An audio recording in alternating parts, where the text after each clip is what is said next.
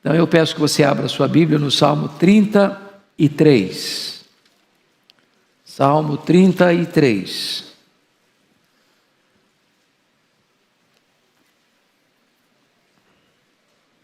Eu vou fazer esta leitura, você me acompanhe na leitura do texto em silêncio. E depois da leitura, mantenha a sua Bíblia aberta, por favor, nesta passagem. Exultai, ó justos, no Senhor. Aos retos fica bem louvá-lo. Celebrai o Senhor com harpa, louvai-o com cânticos no saltério de 10 cordas. Entoai-lhe novo cântico, tangei com arte e com júbilo. Porque a palavra do Senhor é reta e todo o seu proceder é fiel. Ele ama a justiça e o direito. A terra está cheia da bondade do Senhor. Os céus, por sua palavra, se fizeram, e pelo sopro de sua boca, o exército deles. Ele ajunta em montão as águas do mar, e em reservatório encerra as grandes vagas. Tema o Senhor toda a terra, tema ao Senhor toda a terra, temam-no todos os habitantes do mundo, pois Ele falou e tudo se fez. Ele ordenou e tudo passou a existir. O Senhor frustra os desígnios das nações e anula os intentos dos povos. O conselho do Senhor dura para sempre, os desígnios do seu coração por todas as gerações.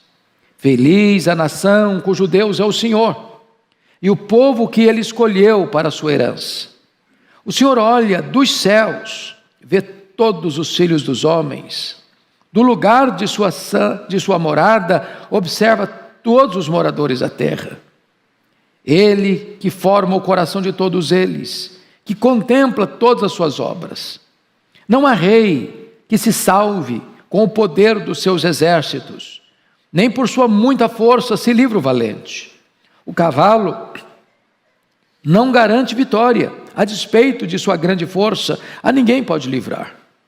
Eis que os olhos do Senhor estão sobre os que o temem, sobre os que esperam na sua misericórdia, para livrar-lhes a alma da morte, e no tempo da fome, conservar-lhes a vida.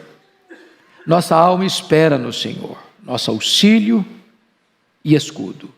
Nele o nosso coração se alegra, pois confiamos no seu santo nome.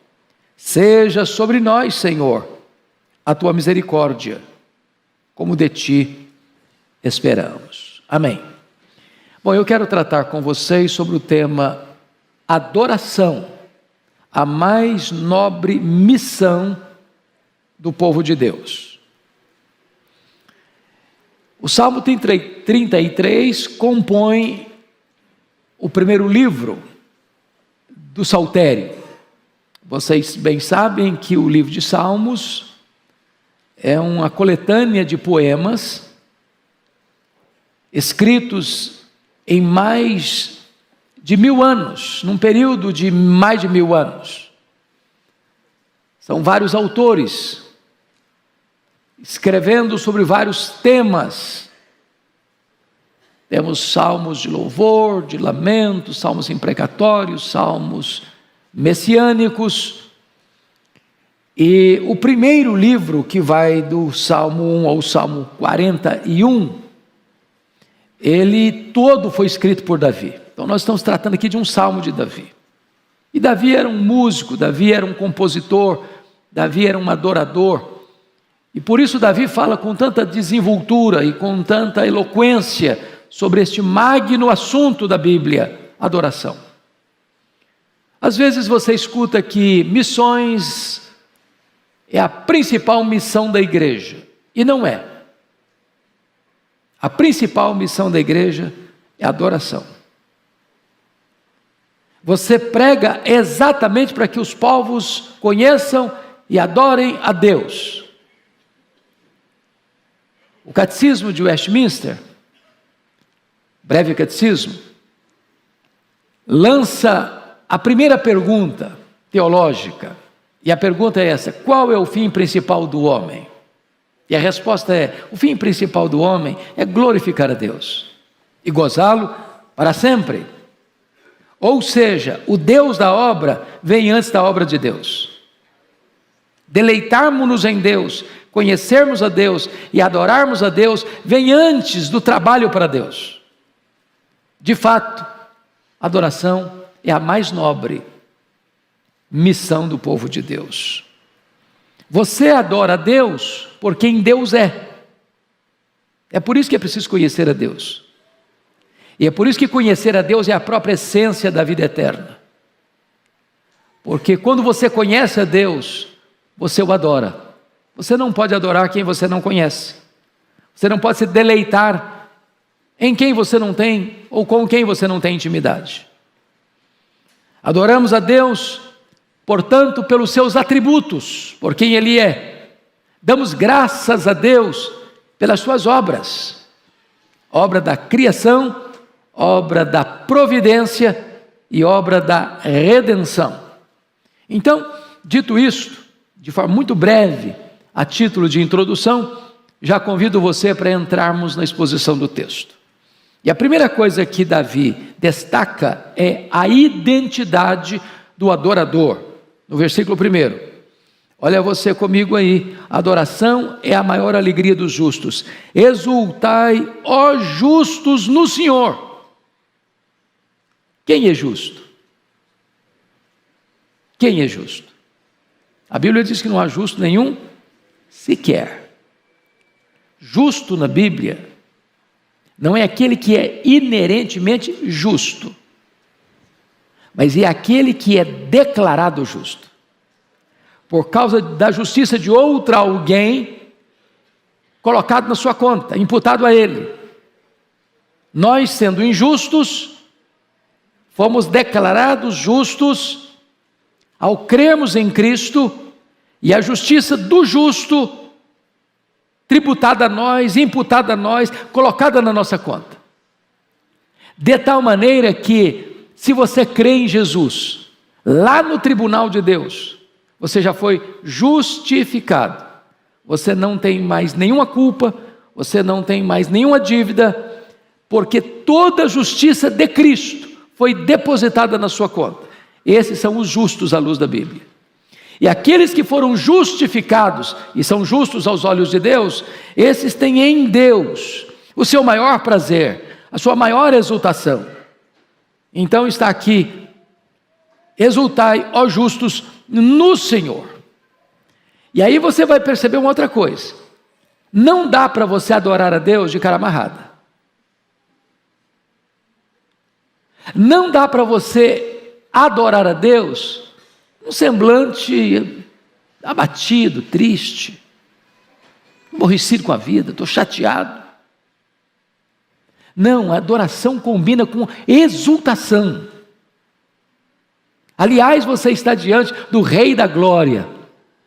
Você está diante do Criador, sustentador e Redentor. E então, quando você reconhece o que Ele fez por você, você só pode exultar, alegrar-se, com grande e intenso júbilo.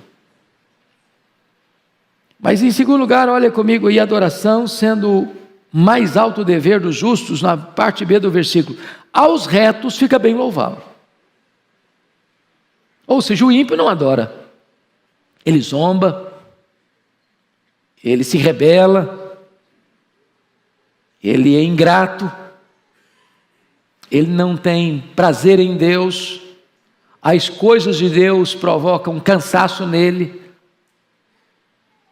ele tem como que uma espécie de urticária quando pensa em Deus, ele fica desconfortável ao ouvir sobre Deus.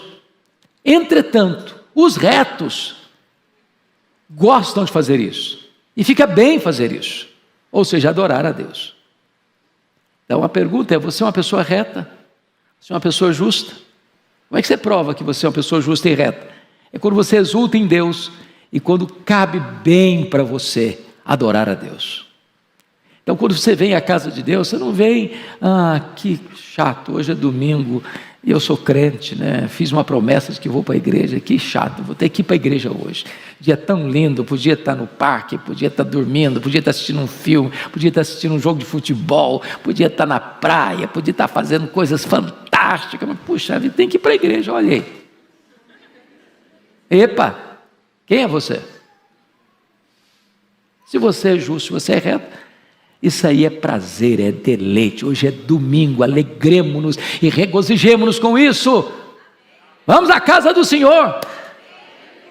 É um prazer, é um privilégio, não é um peso.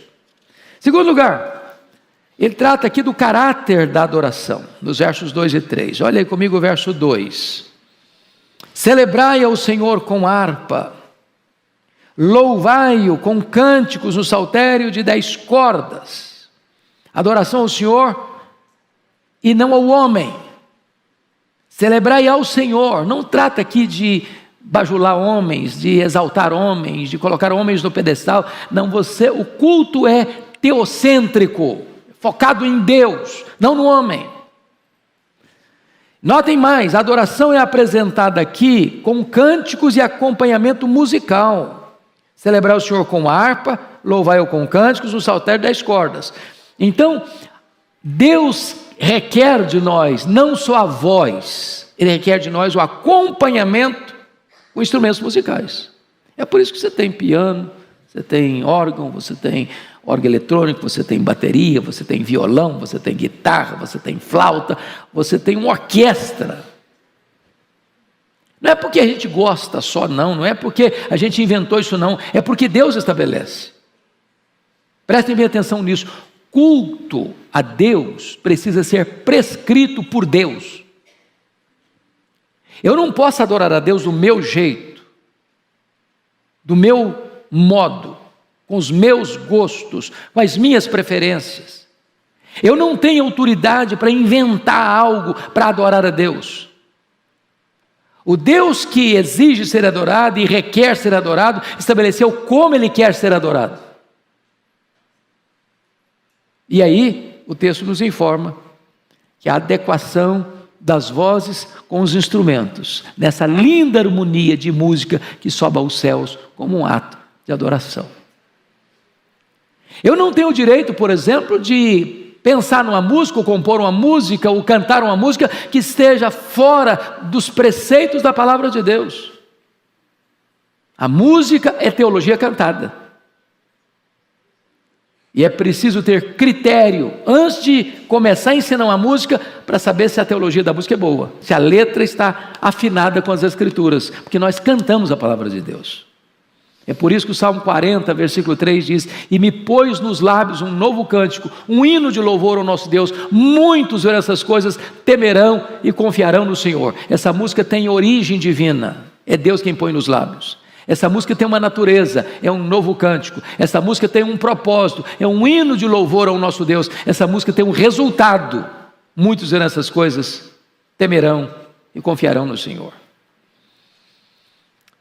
Mas veja você, em terceiro lugar, a adoração é feita de música que sempre se renova. Olha o 3a. Entoai-lhe novo cântico. Novo cântico. Então você percebe que cantar é algo que é como um baú que você vai e tira coisas velhas e coisas novas. Os entendidos em música dizem que música tem qualidade. Se é boa, permanece. Se é ruim, se descarta. Tem músicas sazonais, sabe disso. Tem cânticos que você canta, que bonito e tal. Daqui a pouco ninguém canta mais, esqueceu, ficou lá para trás. Tem músicas que você canta e você canta e você canta e você canta e passa de pai para filho, de filho para neto e de geração para geração e atravessa os séculos. Elas sempre são novas. Que é bom fica. Quando diz cantar um cântico novo, não quer dizer que eu sempre tenho que cantar uma música nova. Significa que mesmo as músicas velhas são sempre novas. Eu não sei quanto a vocês, cada um tem seu jeito, né? Para mim, quanto mais antiga é uma música, mais ela fala comigo. que ela recorda, ela traz lembranças. É aquilo que você escutou lá na infância, lá na adolescência. De repente você escuta, vai trazendo tudo aquilo que você já vivenciou com aquela música. Então, ela é uma música sempre nova. Aliás, parece-me que a Bíblia diz que a natureza canta. Você já viu as árvores batendo palmas? Os rios se alegrando? É a forma da natureza que está celebrando o Criador. Os pássaros cantam. E eu não tenho notícia de que pássaro fica depressivo, assim, chateado com a vida. Hoje eu levantei meio aborrecido. O pássaro levanta cantando, ele dorme cantando. A natureza canta. Mas a Bíblia diz que a igreja canta. A Bíblia diz que os anjos cantam. E a Bíblia diz que nós vamos cantar por toda a eternidade. Então, é melhor ensaiar agora, para a gente fazer bem feito. Tá certo? Muito bem. A adoração a Deus precisa ser feita com excelência. Versículo 3b, está escrito assim: tangei com arte e com júbilo.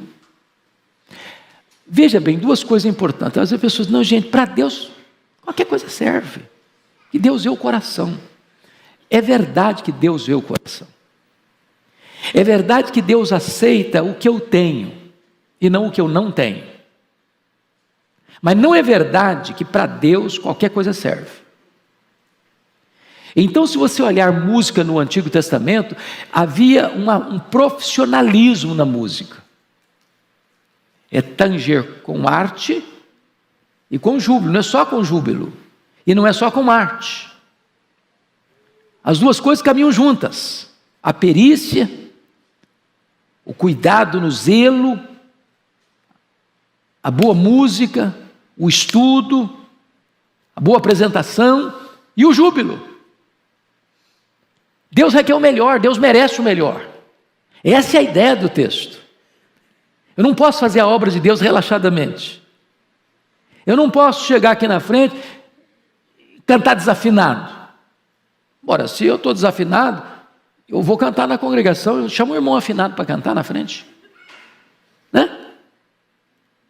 Deus aceita o meu culto desafinado, é claro. Eu não vou poder ser... Se eu for fazer um solo aqui, os irmãos correm, fogem. Para que eu vou me aventurar? Mas tem irmãos abençoadíssimos que têm uma voz maravilhosa e que podem conduzir a congregação ao louvor. Porque Deus requer arte, Deus requer júbilo, qualidade e espírito de adoração, com exultação. Mas vamos adiante nesse texto para mostrar agora a razoabilidade, em terceiro lugar, da adoração.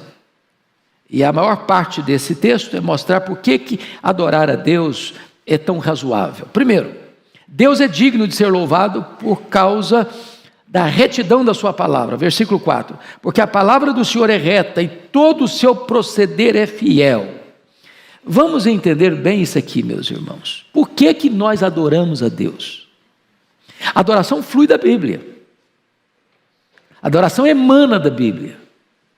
Você adora a Deus porque você conhece a Deus. E você conhece a Deus como? De que forma? Por quê? Deus se revelou na natureza. Deus se revelou na nossa consciência. Mas Deus se revela especialmente na Bíblia. Você conhece Deus porque Deus se revelou. Não é fruto da sua investigação. E então, quando você entende a Bíblia, valoriza a Bíblia, sabe quão reta é a Bíblia, nela não tem erro, nela não tem contradição, nela não tem falha, ela é inspirada, ela é inerrante, ela é infalível, ela é suficiente, ela é pura, ela é reta, ela ilumina os olhos, ela alegra o coração, ela restaura a alma, ela revela a nós o plano de Deus para a nossa vida. Quando você ama a Bíblia, o resultado disso é que você começa a adorar a Deus, por causa da sua palavra, que é reta. Então não há adorador fora de Bíblia. Não, eu não gosto de Bíblia, eu gosto é de cantar. Bíblia não. Uma coisa está errada aí. Porque a adoração emana da Bíblia. Deus é adorado exatamente porque a sua palavra é reta. Mas em segundo lugar, nós devemos adorar, Deus é digno de ser adorado por causa da excelência do seu caráter. Versículo 5: Ele ama a justiça e o direito. Nós não poderíamos adorar uma divindade cujo caráter não é reto. Por exemplo, você pega a Bíblia, lá na história do Antigo Testamento, você vê lá as pessoas indo adorar Moloque, um deus pagão, simbolizado por um ser asqueroso, com os braços estendidos, oco por dentro, feito de bronze, e ali as pessoas tocavam fogo. Tocavam fogo. E os pais vinham com seus bebês, ao som dos atabaques e tambores, e sacrificavam os seus filhos nos braços incandescentes de Moloque. E os tambores ruflavam, para que os pais não escutassem os gritos lancinantes e desesperados dos filhos. Olha, você não pode adorar uma divindade dessa com exultação. Só os que estão manietados pelo diabo fazem. Mas Deus é digno de ser adorado, diz o texto, porque Ele ama a justiça e o direito. Esse Deus é puro, é santo, é justo, é verdadeiro. Esse Deus tem no seu caráter a principal motivação que eu devo ter para adorá-lo. Ele é digno, Ele é digno. Terceiro lugar, por que nós devemos adorar a Deus? Ele é digno de receber adoração por causa da prodigalidade da sua bondade. Olha o versículo 5 na parte B. A terra está cheia da bondade do Senhor. Então vamos entender aqui. Quando você olha para a natureza, você vê a bondade de Deus? A criação, a perfeição dela. Desde os mundos estelares, as pétalas aveludadas de uma flor. Você vê a bondade de Deus no fato de você ter uma semente tão pequena como uma semente de mostarda, a menor das sementes, e ter vida dentro dela, a ponto de você lançá-la no coração da terra, no ventre da terra, e ela brotar, e florescer, e frutificar. Você vê a bondade de Deus nas estações do ano. Você vê a bondade de Deus no sol que aquece e fertiliza. Você vê a bondade de Deus na chuva serôdia que cai para regar a terra, para que ela produza. Você vê a bondade de Deus no fato de ter nuvens dançando no ar, trazendo ora refrigério e refresco do calor escaldante do dia. Você vê a bondade de Deus na maneira como Ele fez você, seu corpo, seus olhos, seus ouvidos, suas narinas, sua boca, seu esôfago, seu estômago, seus órgãos vitais, suas pernas que se movimentam, seus braços que agem e agilizam. Você vê a bondade de Deus nisso? Você vê a bondade de Deus na maneira como Ele criou você? Já pensou se o seu nariz, ou suas narinas fossem voltadas para cima? Você morria afogado na chuva. Você já imaginou se você não tivesse um nariz perto dos olhos para pendurar um óculos?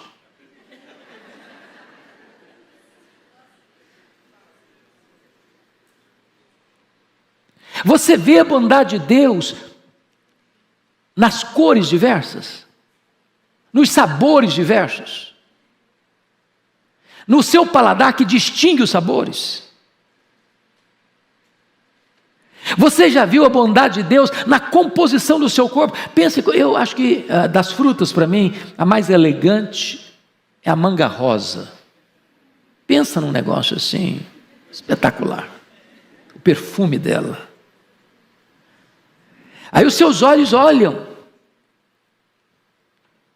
seu desejo aguça, a sua mão pega, a sua boca morde, seus dentes trituram, seu esôfago recebe, seu estômago acolhe, e de repente aquela manga vira sangue, vira carne, vira nervos, vira vida. Em todos esses detalhes, você vê o quê? A bondade de Deus.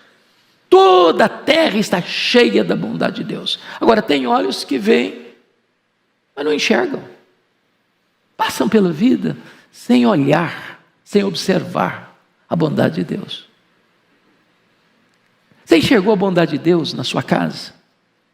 Você tem um teto para morar? Você tem uma cama para dormir? Você tem pão na mesa?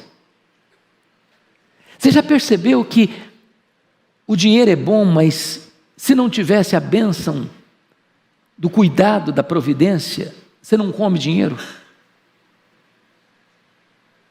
A fome chegou em Samaria e eles gastavam rios de dinheiro para comprar a cabeça de um jumento. Eu nunca vi ninguém no açougue comprar uma cabeça de jumento. Porque tinha dinheiro, mas não tinha comida. Cabeça de jumento, que jumento aguenta, viu, gente? Aguenta, seca. E aí os animais, as reses morrem, o jumento está lá.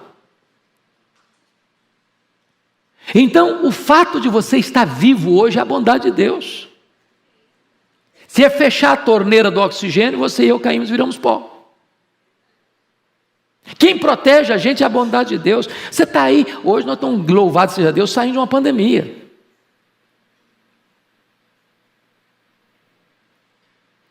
Mas tem ar contaminado por vírus, por bactérias. Você não sabe onde está. Então o fato de você sobreviver é um resultado da bondade de Deus na sua vida, na minha vida, na nossa vida. Quarto lugar, porque Deus é digno de ser adorado. Quarto lugar, por causa de sua vasta, rica, insondável criação. Compare e olhe comigo aí os versos 6 até o verso 9. Os céus, por sua palavra, se fizeram, e pelo sopro da sua boca, o exército deles. Agora, quando você olha aí, os céus, por sua palavra, se fizeram, nós que estamos no plural. É lá em Gênesis 1:1. No princípio criou Deus os céus e a terra. E aí você começa a perguntar, quão vasto é o céu, ou os céus? E se você chegar para o astrônomo mais culto e preparado, com a mente mais peregrina e com o conhecimento mais sofisticado sobre essa questão, e perguntar para ele, qual é o tamanho desse universo que Deus criou pela sua palavra? E a resposta honesta dele é, eu não sei. Eu não sei. A matéria em aberto. Entretanto, o que se sabe hoje é que a extensão deste universo passa de 93 bilhões de anos-luz de diâmetro. Em outras palavras, se você conseguisse voar a velocidade da luz, 300 mil quilômetros por segundo, nessa velocidade, você gastaria mais de 93 bilhões de anos para ir de uma extremidade à outra. Pois não há 1 centímetro que o seu Deus não tenha criado, não conheça, não esteja presente, e não possa dizer, isso aqui é meu. Quando você compreende quão grande Deus é, porque uma das verdades sublimes que a Bíblia diz é que Deus é transcendente. O que significa que Deus é transcendente? Significa que Ele é maior que tudo quanto existe, Ele é maior que tudo quanto Ele criou. A base bíblica diz, a Bíblia numa linguagem bem linda e retórica diz o seguinte, nem o céu dos céus pode contê-lo. Então a criação, quando você olha para a criação, você fica encantado. Por exemplo, o profeta Isaías vai dizer que ele espalha as estrelas no firmamento, e por ser forte em força e grande em poder, quando as chama pelo nome, nem uma só delas vem a faltar. A pergunta é, quantas estrelas existem? Também nenhum astrônomo sabe responder. Eles ficam boquiabertos e concluem que há mais estrelas no firmamento que todos os grãos de areia de todas as praias e desertos do nosso planeta. Você já foi à praia e tentou contar quantos grãos de areia você consegue botar na concha da sua mão? Nessas férias de janeiro agora eu fui fazer isso. Cheguei lá em Guarapari, sentei lá e falei, deixa eu contar aqui. Enchi a mão assim, botei numa palma só da mão, você conta 1, 2, 50, 100, 150, 200, 300, parei, não tinha contado nem a ponta do dedo ainda. Existem coisas que para nós são incontáveis, para Deus são contáveis. Deus sabe quantas estrelas existem. Aliás, Ele não só sabe, Ele batizou cada uma delas pelo nome. Deus sabe quantos grãos de areia existem nas praias e desertos. Eu e você não sabemos. Para nós, incontável. Para Deus, contável. Este Deus que sabe tudo, que conhece cada uma das mais de 60 trilhões de células do seu corpo, é digno de ser o quê? Adorado. Mas vejam vocês, que no versículo 7, 8 e 9, ele diz, ele ajunta em montão as águas do mar, e em reservatório encerra as grandes vagas. Temam o Senhor toda a terra, temam-no todos os habitantes do mundo, pois ele falou e tudo se fez, ele ordenou e tudo passou a existir. O que o Davi está dizendo para nós aqui? Conhecer a grandeza majestática de Deus deve nos levar a reverenciar a Deus, a temer a Deus.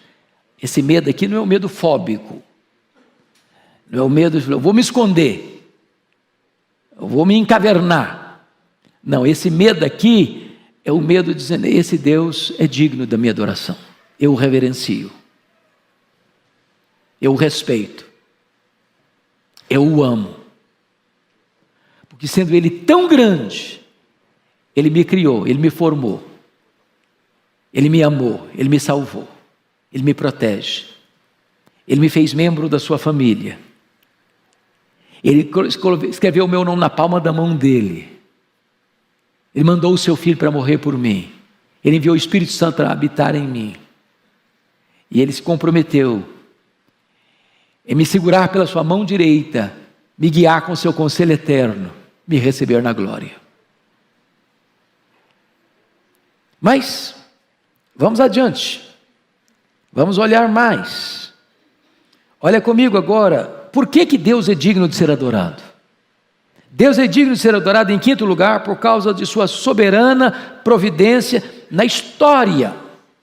E eu destaco aqui os versos 10 a 15. Primeiro, Ele controla as nações, versículo 10, o Senhor frustra os desígnios das nações e anula os intentos dos povos.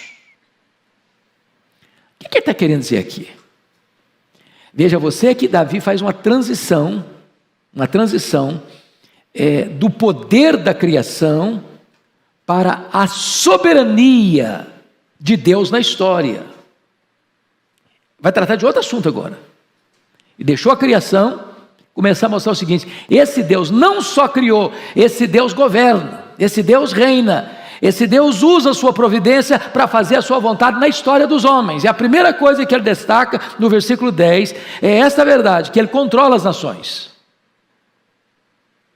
O Senhor frustra os desígnios das nações. Em outras palavras, Ele põe reis, Ele abate reis, Ele levanta reinos, Ele abate reinos.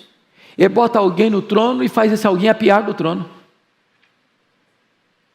Salmo 2 diz isso, não é o homem que controla Deus, é Deus quem controla o homem. Não é o homem que está no controle da história, é Deus quem está no controle da história. Quem está no trono é Deus, é Ele quem levanta e Ele quem abate, Ele quem dá vida, Ele quem tira a vida. É só olhar a história dos impérios.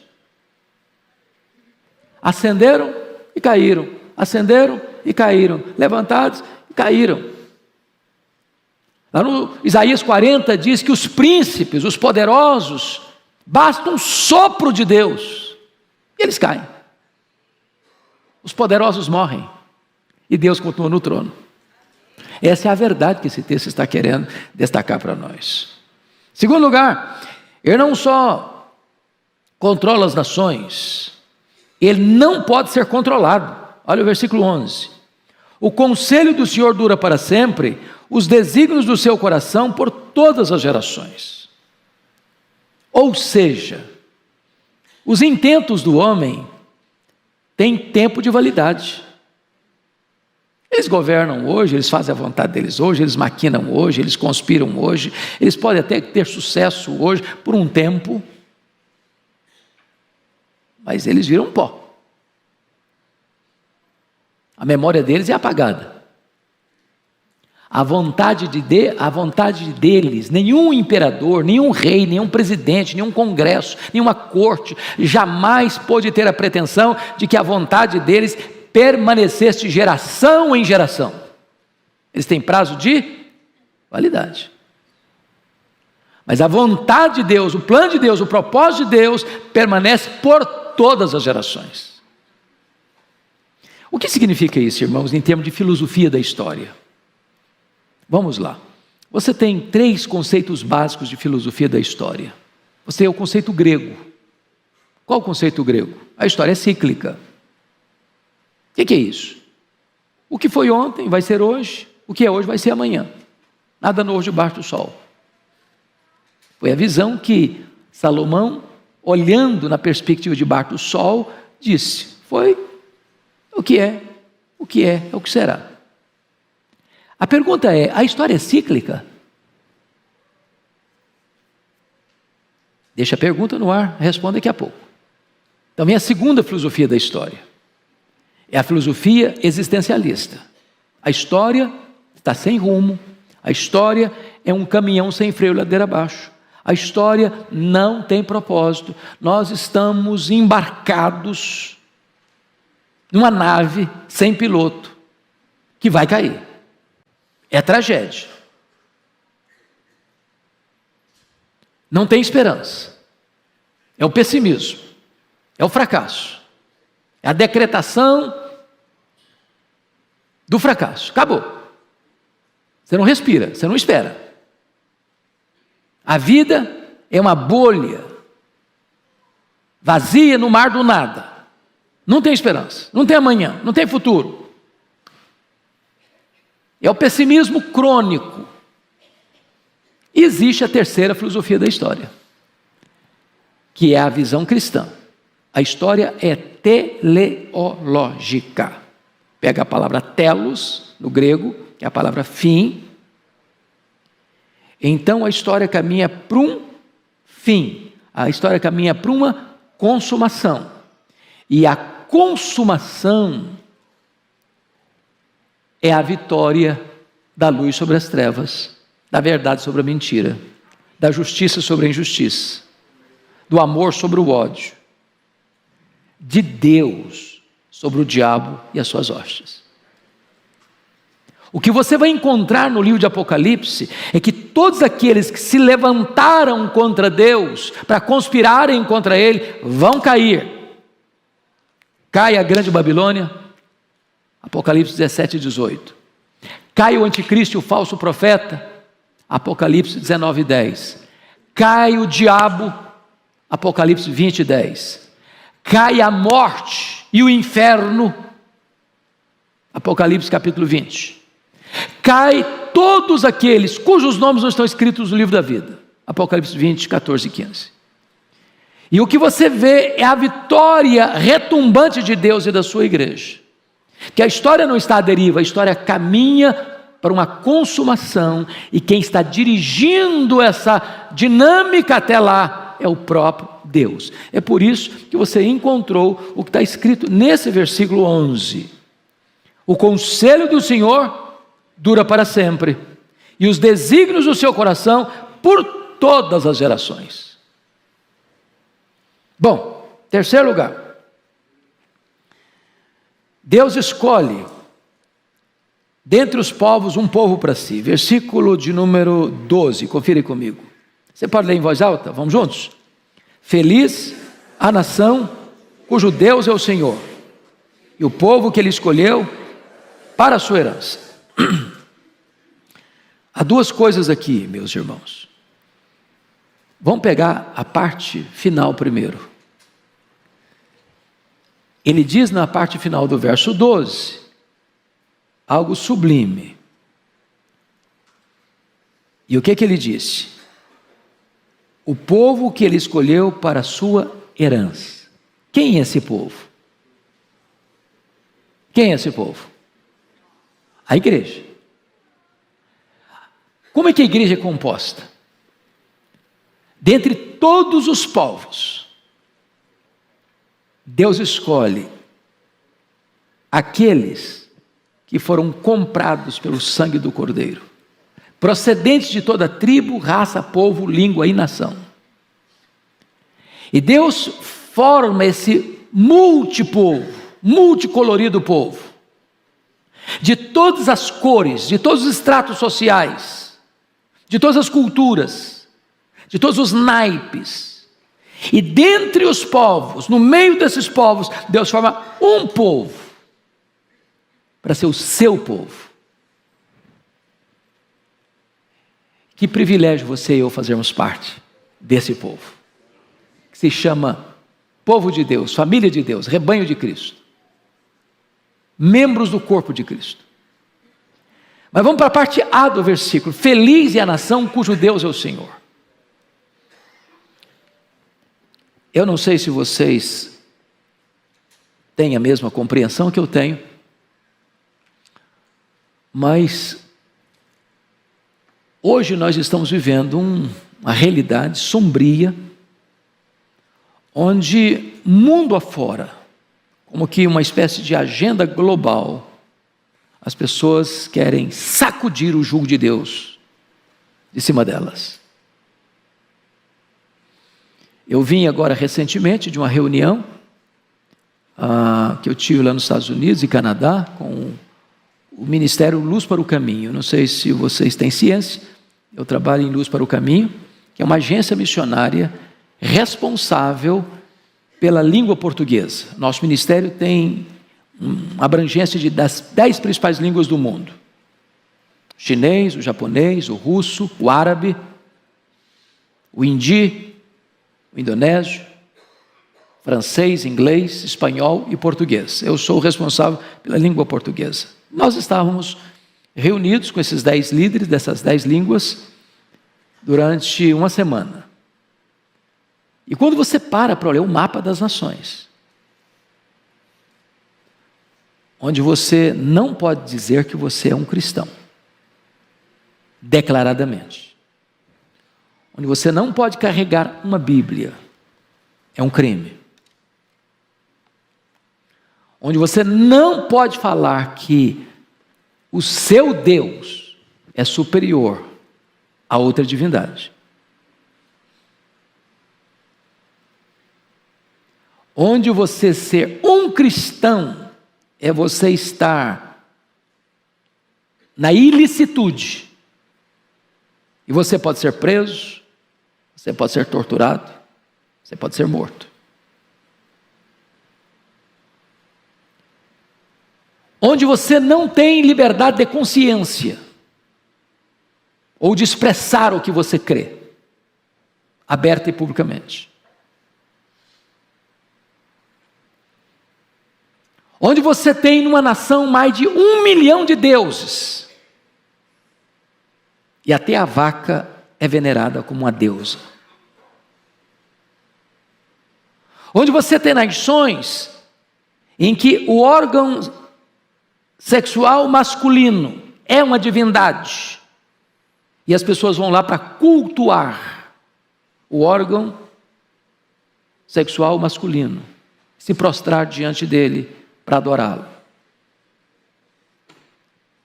E quando você vê todo esse cenário global, mundial, da cegueira,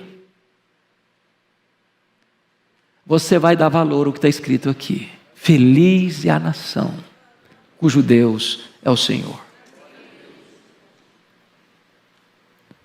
Nós precisamos lutar por isso.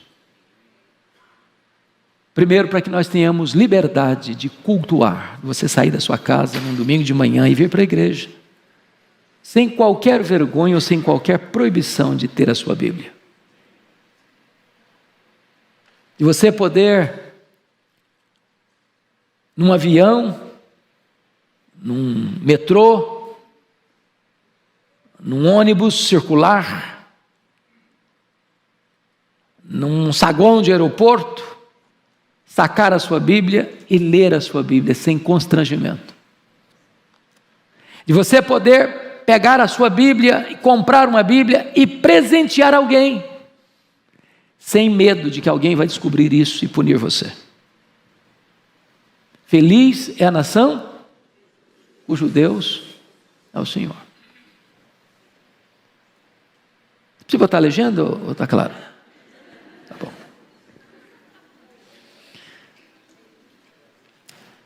Quarto lugar. Veja comigo os versos 13 e 15. Ele sonda os homens. Por isso que ele pode ser adorado, deve ser adorado. O Senhor olha dos céus, vê todos os filhos dos homens. Quantos filhos dos homens ele vê? Todos. Vê os bons, os maus, os pios, os ímpios. Do lugar da sua morada, observa todos os moradores da terra. Qual é a morada de Deus? Nos céus está o seu trono. Ele não só vê, ele faz mais o quê? Ele observa. E observar é mais do que ver. É sondar. É cavar a mina da sua alma e saber o que está lá escondido, enterrado. Sabe tudo. Versículo de número 15 diz: Ele que forma o coração de todos eles, que contempla todas as suas obras. E então ele forma o coração e ele vê o que você faz. Sabe tudo. Se esse Deus é onisciente, ele é o quê? Digno de ser o quê? Adorado. Adorado. Davi está tratando aqui a plausibilidade e a razoabilidade da adoração. E levantando essas questões todas. Por que Deus deve ser adorado? Ele não prossegue nesse argumento. Primeiro, ainda em sexto lugar, porque Ele é o Deus da redenção. Olha os versículos 16 a 19 comigo agora. Não há rei que se salve com o poder dos seus exércitos, nem por sua muita força se livra o valente. O ponto aqui é o seguinte: quem consegue se insurgir contra Deus e prevalecer? Irmãos, o mal prevalece por um tempo. Eu não sei quanto a vocês, toda vez que eu assisto filmes do Holocausto, me dá um negócio assim, ruim por dentro, um constrangimento. E você fica perguntando: meu Deus, mas o senhor podia fuzilar aqueles caras maus? Não, você não tem essa sensação? Você vê um homem batendo numa criança, ou afligindo um velhinho, pisando com a sua bota suja de lama, uma pessoa já caquética pela fome, não te dá um espírito assim de revolta? Parece que naquele momento o mal está pensando bem mesmo. Mas quando você olha o quadro geral, você percebe uma coisa: ninguém pode lutar contra Deus e finalmente prevalecer. Parece que tem hora que você está perdendo de goleada. Aí Deus entra no jogo e muda o placar do jogo. Deus vira a mesa da história. Ele é Deus. Ele é soberano. Ninguém pode desafiar a Deus e safar-se. Essa é a linguagem dele. É só você olhar para os poderosos, para os impérios. Egito, onde está o Egito? Grande império Egito. Onde está o grande império assírio? Onde está o grande império babilônico? Onde está o grande império medo-persa? Onde está o grande império greco-macedônio? Onde está o grande império romano? Caíram, ruíram, colapsaram. Mas veja você comigo, que ele vai usar uma linguagem no verso 17, o cavalo não garante a vitória, a despeito da sua grande força, a ninguém pode livrar. Quando você lê isso aqui, você fala, mas Davi está atrasado. Né? Na época deles, a bomba atômica da época dele era um cavalo. O míssil era um cavalo. A coisa mais forte que as pessoas conheciam na época era um cavalo. Hoje, se você for escrever o Salmo 33, você vai usar outra coisa. O poderio bélico, os mísseis, a bomba atômica, a bomba nuclear. Hoje tem coisa assim, pavorosa. Mas nem isso pode desafiar o poder de Deus. Sabe por quê? Hoje nós temos arsenal, aí nessa invasão militar da Rússia à Ucrânia, nós temos hoje arsenal nuclear para destruir o planeta mais de 10 vezes. Mikhail Gorbachev, em 1985, ao escrever o seu livro Perestroika, ele disse que o arsenal só Rússia e Estados Unidos dava para destruir o planeta 27 vezes. A paz que existe entre as nações é a paz postiça do medo. Mas sabe o que a Bíblia diz? Lá em 2 de Pedro, capítulo 3, segunda carta de Pedro, que quem vai acionar o botão,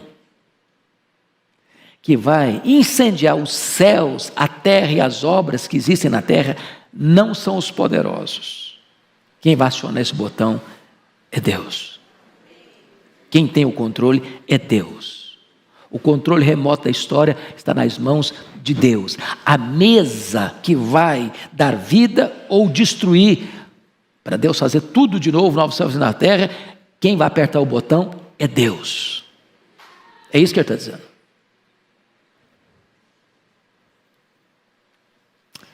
Veja comigo. Ele salva extraordinariamente aqueles que nele esperam, versículos 18 e 19. Eis que os olhos do Senhor estão sobre os que o temem, sobre os que esperam na sua misericórdia, para livrar-lhes a alma da morte e no tempo da fome conservar-lhes a vida. Ou seja, na hora que a coisa pegar mesmo, a crise mais medonha, a carranca mais horrenda, Deus conhece, os olhos do Senhor estão sobre os que o temem. Os olhos do Senhor estão sobre aqueles que esperam nele. Mesmo em tempo de guerra e de fome, Deus está lá para conservar a vida. Ele é o Deus da salvação, Ele é o Deus da redenção, Ele é o Deus da providência, Ele é o Deus da libertação, Ele é o Deus do socorro providente na hora da angústia. Mas agora eu quero concluir o último ponto. A consequência agora da adoração. Tem 3 coisas que eu destaco. Primeiro, aqueles que adoram o Senhor esperam nele. Versículo 20. Você pode ler comigo, versículo 20? Vamos juntos? Nossa alma espera no Senhor. Nosso auxílio e escudo. Se você estiver passando uma magrela hoje, passando uma luta muito grande hoje, minha palavra para você é: espera no Senhor. Espera no Senhor. Espera no Senhor. Segundo, aqueles que adoram o Senhor alegram-se nele. Vamos juntos, o verso 21. Nele o nosso coração se alegra, pois confiamos no seu santo nome. Notem isso, irmãos, ele não está se alegrando nas bênçãos, está se alegrando no abençoador. A nossa alegria maior não é a dádiva, a nossa alegria maior está no doador. É em Deus que a nossa alma se alegra. É em Deus que o nosso coração se alegra. Último lugar, terceiro e último. Aqueles que adoram o Senhor, oram a Ele. Vamos juntos o 22. Seja sobre nós, Senhor, a Tua misericórdia, como de Ti esperamos. Eu acho maravilhoso porque ele começa com adoração e termina com oração. As duas coisas caminham juntas. Porque você conhece a Deus para adorá-lo, você pode então dirigir sua oração a Ele e clamar desta forma: seja sobre nós, Senhor, a Tua misericórdia, como de Ti esperamos. O que esse homem está vendo e observando é que vivemos num mundo complexo. vivemos num mundo de oposição a Deus.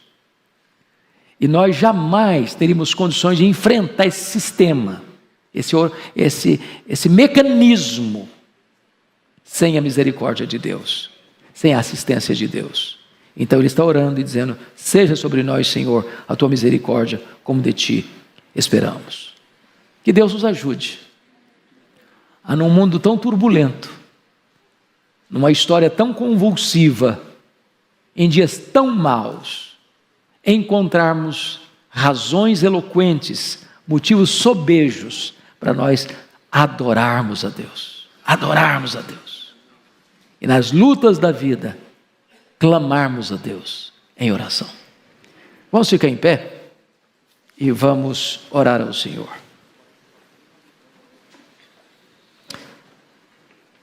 Deus querido, louvado seja o teu nome, porque não há Deus além de ti, não há Deus como tu, só tu és Deus, Deus Pai, Deus Filho, Deus Espírito Santo, Deus Criador, Deus da providência, Deus da nossa salvação.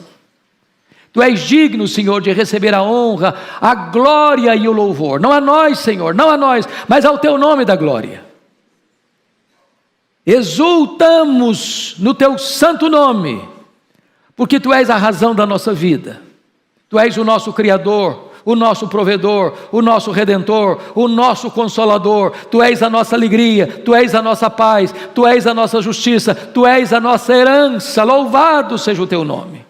Meu Deus, sustenta o teu povo, alegra a tua igreja, renova o ânimo da tua igreja, fortalece a tua igreja e faz com que esta igreja seja uma igreja viva, dinâmica, operosa, que te adore com todo fervor e trabalhe com todo dinamismo e ore com toda humildade. Conduz os nossos passos em triunfo, Senhor, e abençoa o teu povo, para que este povo seja fiel, para que este povo seja obediente, para que este povo seja piedoso, para que este povo seja um luzeiro a brilhar neste mundo de trevas. Oramos em nome de Jesus. Amém. Deus abençoe, meus amados.